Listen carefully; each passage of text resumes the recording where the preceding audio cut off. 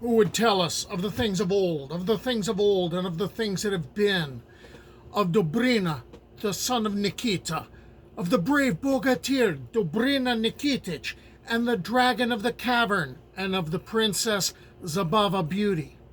Young Dobrynya Nikitich took his stout, death-dealing bow, his fiery little arrows, and went a-hunting, and came to the blue sea. At the first bay he found no geese or swans, nor small grey ducks, neither did he find them at the second bay nor the third. Then Dobrynya's restive heart grew hot within him. He turned about quickly and went to his home, to his mother, sat down upon the square-hewn bench, and dropped his eyes upon the oaken floor. "Ay, young Dobrynushka, thou art returned in no merry mood."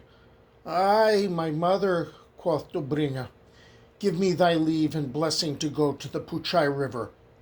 "Young Dobrynya," his mother made answer, "I will give neither leave nor blessing. None who have gone to the Puchai stream hath ever returned thence." "Ay, little mother, if thou wilt not give me permission, I will go anyway." So his mother consented. He threw off his flowered raiment, put on garments and armor, and saddled and bridled a good steed, took his stout bow, his fiery arrows, his sharp sword, far-reaching spear, and his mace. As he rode forth, his mother laid her commands upon him. "If thou wilt go to the Puchai River, young Dobrynya, immeasurable heats shall overcome thee. Yet bathe not in Mother Puchai, for she is fierce and angry." When he came to Mother Puchai River, intolerable heat overpowered him, and he heeded not his mother's behest, and began to bathe in the Puchai. "My mother said this was a wild and angry stream," quoth he, "but 'tis gentle, peaceful as a pool of rain-water." He dived like a duck beneath the first stream, and through the second likewise. And lo, a fierce dragon flew down upon Dobrynya, the dragon of the cavern, savage, the dragon with 12 tails. "Ah, young Dobrynya Nikitich," quoth the dragon, "now I will devour Dobrynushka whole. I will take him into captivity." "O thou accursed dragon," said Dobrynya, "when thou hast captured Dobrynya, then it is the time to boast." Then he dived swiftly beneath the first stream, and then the second. Dobrynya seized the only object near him, his wide-brimmed cap, filled it with sand from the river-bank, and with it smote the cursed worm, and hewed off 3 of her tails, the best of all. Then the dragon of the cavern besought Dobrynya, "Ah, young Dobrynya Nikitich, give me not over to fruitless death, and I will swear to not fly over holy Kiev town. I will not imprison any more heroes, nor strangle young maidens. I will be to thee a submissive dragon, and thou, Dobrynya, shall be my elder brother, and I will be thy younger sister." Dobrynya was taken in by the wiles, and let the dragon go, and returned to his home, and to his mother, and to the banquet hall, where he sat down upon the 4-square bench. But the wily dragon had lied, raised herself upon her wings, flew over royal Kiev town, and caught up Zabava Beauty, and niece to Prince Volodymyr Bright Sun, and took her back to her cave. At that time, royal Prince Volodymyr made an honorable feast for many princes, nobles, bold warrior maidens, mighty bogatyri, and wandering good youths. And Dobrynya prayed his mother's leave and blessing to go to that honorable feast. "Nay," she made answer, "abide thou in thine own dwelling, Dobrynya, with thy mother. Drink green wine until thou art fully drunken, and lavish golden treasure at thy will, but go not to this feast." But when her son would have gone in any case, she gave both leave and blessing, and Dobrynya arrayed himself as was meet. He saddled his good steed, and rode forth to the spacious court, When he had come thither, he bound his steed in the center to the ring of gold in the carven pillar, and entered the banquet hall. There he did reverence as prescribed, as was kulturne, to 2, to 3, to 4 sides, and to the prince and princess in particular. Royal Volodymyr Bright Sun, Red Sun, as he paced the banquet hall, stroking his curls, looked upon his bogatyr, and spoke this word: "Aye, ye stout and mighty heroes, I will lay upon you a great service. Ye must go to the Turgay mountains, to the fierce dragon that hath carried off our royal niece Zabava, Beauty the Fair." Then the great hid behind the lesser hid behind the small, and from the least rank no answer came. From the middle table, Lord Simeon spoke: "Little father, Volodymyr of royal Kiev town, but yesterday I saw Dobrynya Nikitich in battle with that dragon at the Puchai River, and the dragon beguiled him and called him elder brother and herself little sister. Send Dobrynya, therefore, to the Tugay mountains for the Princess Zabava Beauty." Volodymyr turned on Dobrynya Nikitich. "You did this. You must rescue Princess Zabava." At these words, Dobrynya sprang to his nimble feet, rushed forth into the courtyard, loosed his steed from the golden ring, mounted and rode towards his mother's dwelling, where he sat on the wall bench and hung his turbulent head. "Why art thou sad, Dobrynya?" his mother inquired of him. "Was thy seat at meat not to thy liking, or befitting thy rank? Did the cup pass thee by? Did some drunken boor spit in thine eye, or did the fair damsel scoff at thee?" "Mine was the place of honor at meat," Dobrynya answered. "The greatest, not the least. No fool offended, no damsel scoffed. But Prince Volodymyr hath laid upon me a great service. I must go to the Tugay mountains and free his niece from the fierce dragon of the cave." "Be not sad," spoke his mother. "I will give thee a little whip of 7 silks braided together, which thou must brandish, and I will give thee a magic kerchief. Take the magic kerchief, lift it to thy white face, and wipe thy clear eyes, and thou shalt be stronger than before.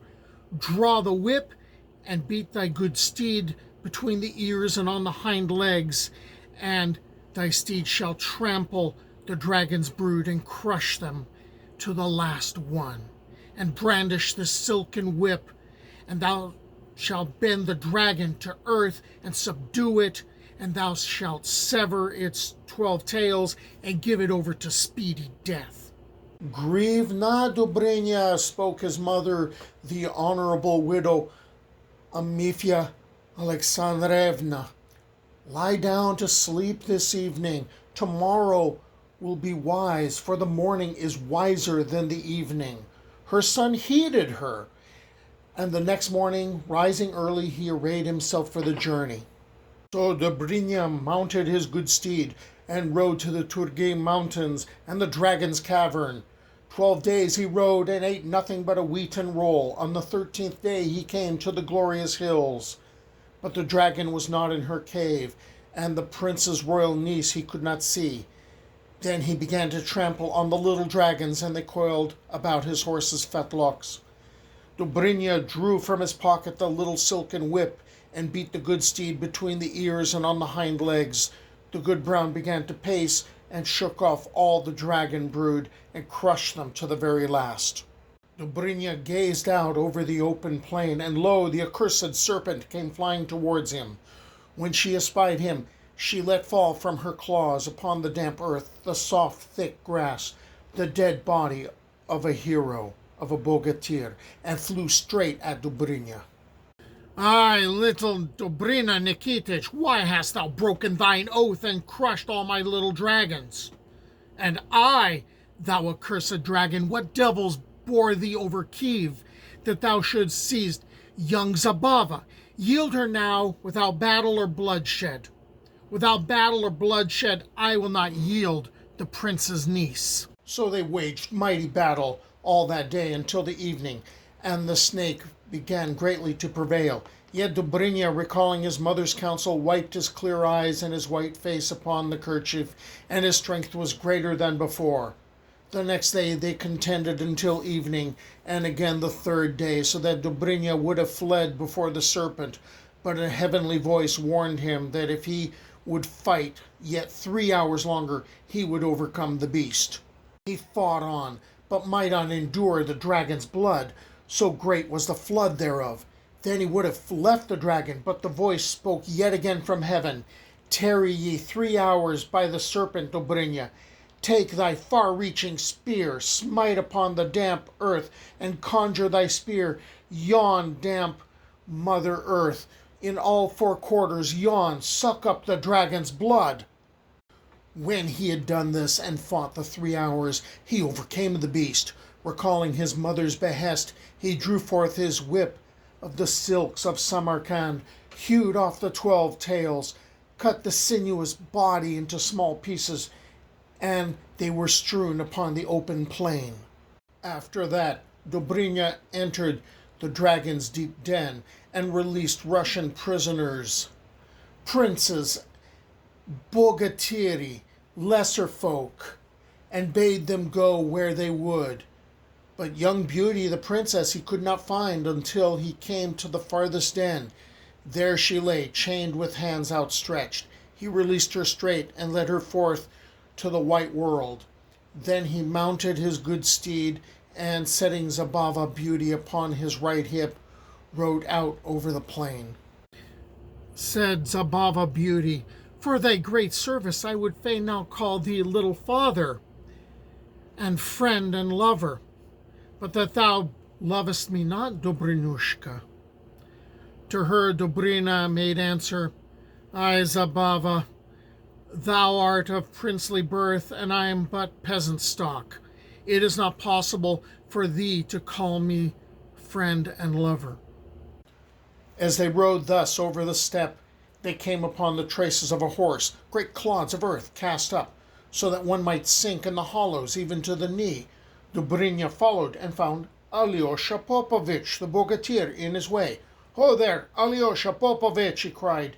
"Take the Princess Beauty, Princess Zabava, and bear her in honor to Volodymyr, our fair son prince, in royal Kiev town, and thy head shall answer to me for her." And this Alyosha performed. When he had thus sent away Princess Zabava Beauty, Dobrynya followed again after the tracks, and came upon a hero riding across the open steppe, in woman's garb, upon a fair and goodly horse. Quoth Dobrynya, "This is no hero, but a bold damsel errant, some maid or wife." Therewith he rode after the warrior maiden, and smote her with his mace upon her turbulent head. But the warlike virgin sat her good steed firmly, wavering not nor glancing back. Thereat she turned and spoke, "Methought the Russian gnats were biting, but lo, it's a Russian hero tapping." That bold Polenitsa seized Dobrynya and effortlessly placed him upon her horse, but the steed spoke, "Ay, thou young Nastasia Mikula's daughter, thou bold warrior maid, 2 heroes I cannot carry. In might that knight is thine equal, and the courage of that knight is as twice thine." Young Nastasia looked upon Dobrynya and liked him well. "Hail, dearest Dobrynya Nikitich." "How knowest thou me, bold virgin knight? For thee I know not. I've been to Kiev town many times, and have seen thee, Dobrynushka. But you do not know me. I am daughter to the Polish king. I am young Nastasia Mikulishna, and I rove the steppes seeking adventure. If thou wilt take me for thy wife, Dobrynya, I will grant thee life." Leave me but my life, young Nastasia, and I will take that great oath, and I will also take the golden crown with thee. So they took the oath and set out for Kiev town. To courteous Prince Volodymyr, Dobrynya's mother came to meet them, inquiring, "Who hast thou there, Dobrynya Nikitich?" "Ah, Efimia Alexandrevna, thou honorable widow, my mother, I bring my enemy, young Nastasia Mikulichna. I am to take the golden crown with her." Then they went to Prince Volodymyr and entered his banquet hall, where Dobrynya did reverence to all, and in especial to the prince and princess. "Hail, fair son Volodymyr of royal Kiev! Hail, Dobrynya Nikitich! Whom hast thou there?" Thereupon Dobrynya told him all. Nastasia was received into the Christian faith, and they took the golden crowns. Courteous Volodymyr made them a great feast for 3 days, and thereafter they lived happily for a space. It was at the feast I heard this tale. There it was, I drank mead ale. Though it flowed down my beard, my mouth stayed dry, for never a drop passed my lips, swear I.